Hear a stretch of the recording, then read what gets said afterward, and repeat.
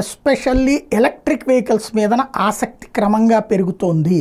Petrol ఖర్చులు మనకి two wheeler అంటే డీజిల్ ఉండదు, పెట్రోల్ ఖర్చులు అది తగ్గించుకోవచ్చు. ఒక్కసారి కొనిబడేస్తే కనుక ఆ తర్వాత మనకి చాలా తక్కువకు వస్తుందన్నటువంటి ఆలోచన మధ్యతరగతిలో పెరగడంతో విపరీతంగా వాటి మీదకి వెళ్తున్నారు. లేబర్ కంటే కూడా ఎక్కువగా మిడిల్ క్లాస్ వాడుతున్నారు.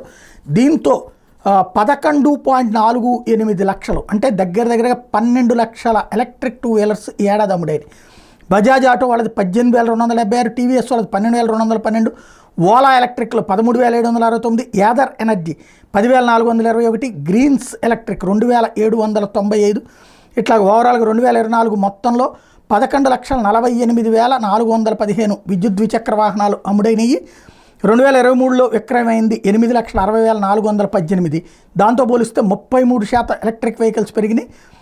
వీటి విక్రయాలు 2,600 మొన్న డిసెంబర్తో పోలిస్తే గత నెలలో అంటే 2023 డిసెంబర్తో పోలిస్తే ఈ ఏడాది డిసెంబర్లో మాత్రం కొంతమేర తగ్గినాయి. ఎందుకంటే కొన్ని చోట్ల ఆ బ్యాటరీలు ఛార్జింగ్లు పేలడం వలన ఇట్లాంటి వాటి వల్ల. బట్ ఓవరాల్ ఏడాది మొత్తం లెక్కేస్తే మాత్రం లాస్ట్ ఇయర్తో పోల్చుకుంటే ఏడాది హైయెస్ట్ వచ్చింది 23తో పోల్చుకుంటే 24లో.